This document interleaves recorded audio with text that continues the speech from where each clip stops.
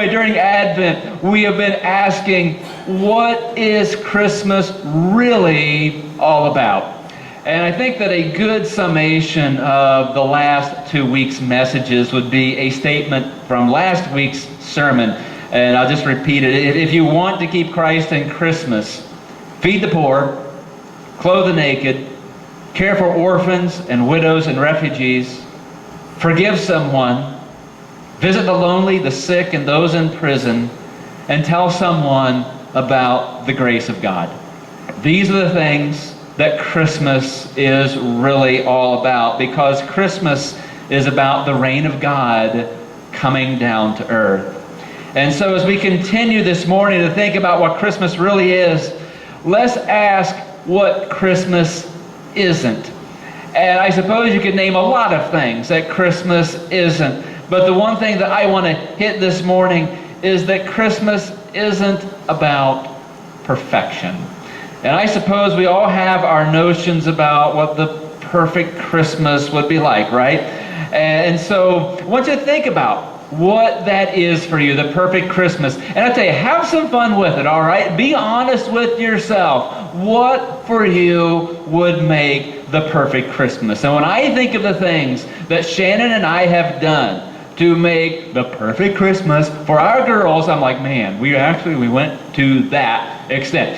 And I can remember the night that we really were up until 3 in the morning, putting those things together, driving ourselves nuts, and literally those things began to break on Christmas Day. And it's like, okay, great, But every year, one thing for us is that we pick out a live Christmas tree. And we don't do that in front of the grocery store. It is tromping through the tree farm, trying to pick the perfect Christmas tree. And literally, it's well over an hour that we're out there trying to pick this out. And that's just a Cooper family tradition. And every year I say, we're not going to get this huge tree. And every year, Hannah's like, that's not big enough. Nope, that's not big enough. Not big enough. I mean, she was actually looking at trees that were like $110, and they're like 12 feet. I'm like, no, we're not doing that. But the ceilings in the parsonage are 9'2". And as you can see, we used all of it this year again. So I guess that's part of our perfect Christmas. So for you, though, the perfect Christmas, what's it look like? What is that? Would that include being able to, get your loved ones exactly what they wanted for Christmas? Would it include, baking cookies as a family to give away to others, right? Because you don't want to eat all of those. Or maybe it would be getting everyone together on Christmas Day or on Christmas Eve, and then you bring everyone to the Christmas Eve service, right? Because we want to pack this place out on Christmas Eve. But try as we may, the perfect Christmas probably doesn't happen, right? From little things like the kids, having more fun with the box and the toy, to bigger things that just don't work out for whatever reason. And those things can end up being pretty painful. But life isn't perfect, is it? And people aren't perfect. And the other 364 days of the year, they're not perfect either. And neither was the first Christmas. You heard this earlier, but I want to read this again. And this is in Luke chapter 2, and it reads, "In those days Caesar Augustus issued a decree that a census should be taken of the entire Roman world, and everyone went to his own town to register. So Joseph went up from the town of Nazareth in Galilee to Judea, to Bethlehem, the town of David, because he belonged to the house and the line of David. He went there to register with Mary, who was pledged to be married to him and was expecting a child.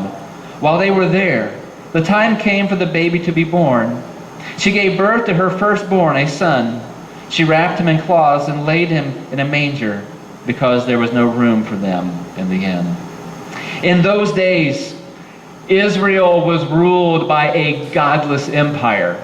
And that was the Roman Empire. And a lot could be said about the godlessness of the Roman Empire.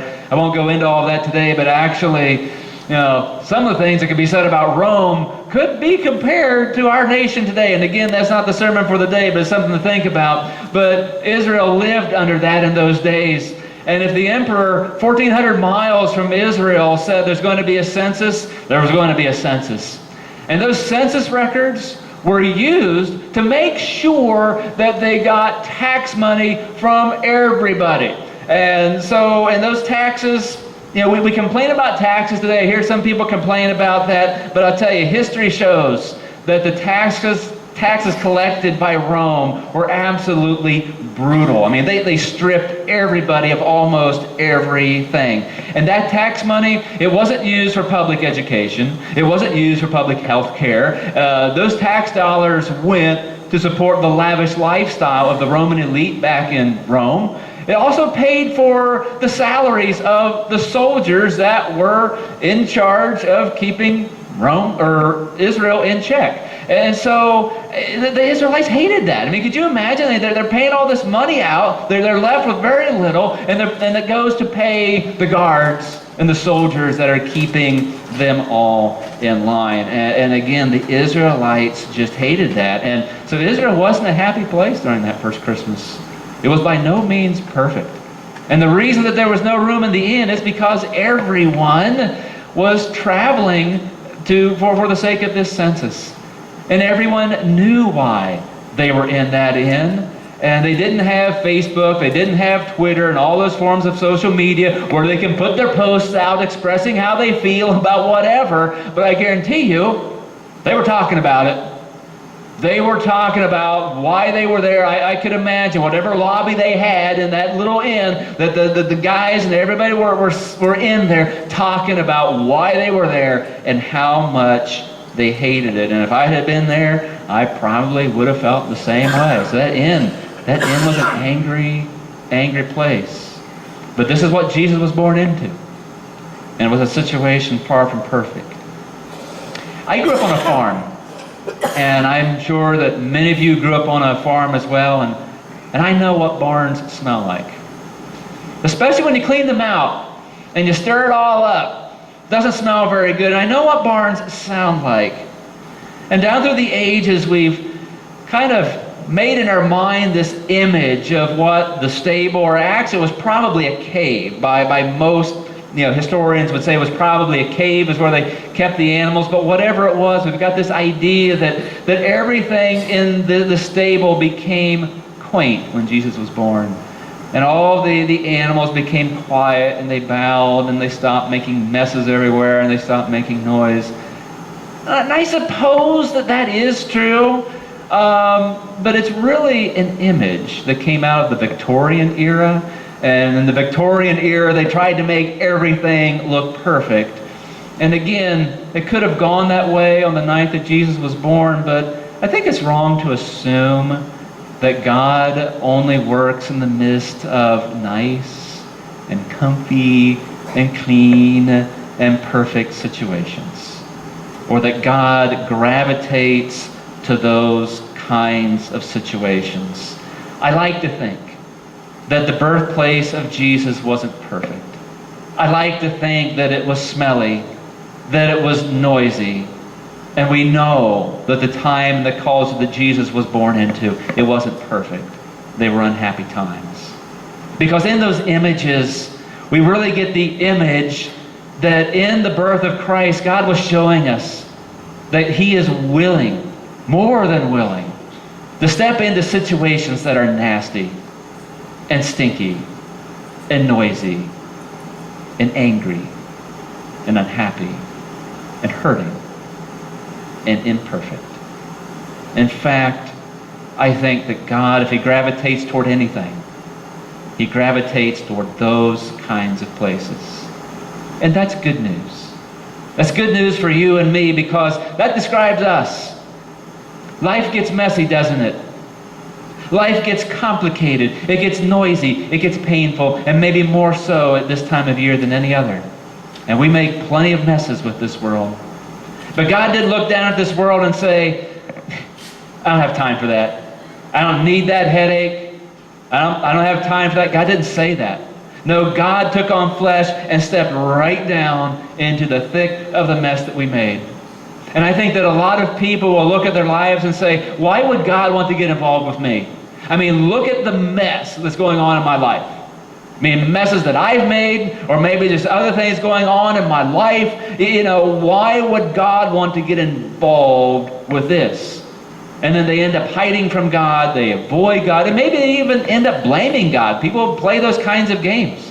But in the birth of Christ, God shows us that there is no amount of pain, there's no amount of brokenness, there's no level of messiness or smelliness that God isn't willing to get involved in. And among many things, I think God was saying, don't ever feel like your situation is more than I would care to deal with. Don't ever feel like your situation is too much of a burden for me. Don't ever feel like you've gone too far or made too much of a mess. You know, I like to think of it this way. Jesus was born in a stable. He's probably used to stepping in it, okay? I mean, that's just this norm. Jesus is willing to do that. And at this time of year, you know, it's supposed to be the most wonderful time of the year, and everything's supposed to be great. But that can serve to remind us of just the reality that it's not great, it's not perfect.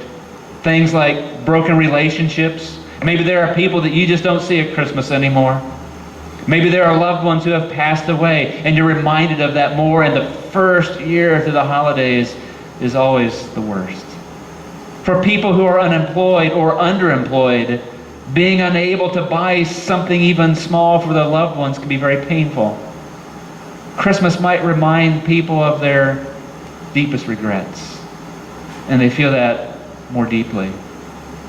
Or maybe it's just the passage of time, and the fact that things are different than they used to be. That can be painful for a lot of people.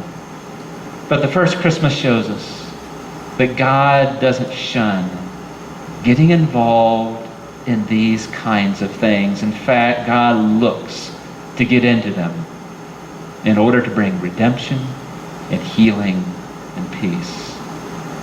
And that's good news for our world too. Because in many ways, our world is just like it was back then. Every year, I look at this passage, and every year, it's the same thing. I always think of a list of headlines that's going on. I mean, it's talking about peace, it's talking about all these things coming into the world with the birth of Christ. But then I look at this list of headlines and I ask, oh my goodness, how could it get any worse? It's the same thing every year. And this year, I mean, golly, look at it. We live in an increasingly violent and dangerous world, and it's feeding on itself. We've got a war in Syria. We're dealing with ISIS. There's terrorist attacks in Paris and California. We're dealing with a refugee crisis in the Middle East. And trust is in very short supply. And the implications for our world are really scary. And again, I looked at last year's sermons, and I found one sermon where I had a list of headlines. Here's the list of headlines I used last year. We had an Ebola outbreak in Africa that killed nearly 7,000 people. Malaysian Flight 370 disappeared with 239 people on board. ISIS had come to the forefront, taking land in Syria and Iraq. They were beheading journalists and hostages, killing Christians and other minorities, and taking women and girls as sex slaves. We had the situation in Ferguson, Missouri, and there were also questions about police practices in New York City and Cleveland. And just that week in December in Pakistan, Taliban militants targeted a school, killing 147 students and teachers. And it's the same thing every year. And I almost didn't go this direction this morning for that very point. It's the same thing every year. But then I thought, well, maybe since it is the same thing every year, maybe I need to be reminded. And maybe you need to be reminded that while the world is imperfect, we have a perfect God who loves us perfectly, who is not going to let us go, who does not let go of you, who does not give up on this world, and praise be to God for that. You know, Christmas is going to come and go. Before we know it, the Christmas season will be gone, the decorations will be down, those same problems will still be there. But that same perfect God will be there as well. And so this morning, as you come forward to receive communion, I invite you to bring your imperfections. Bring those things that you think maybe, oh, God doesn't really want to mess with that. How can I bring that to God? Bring your imperfect Christmases. Bring who you really are. Bring your fears about what's going on in this world. Bring them to a perfect God who loves you perfectly. Let's bow our heads.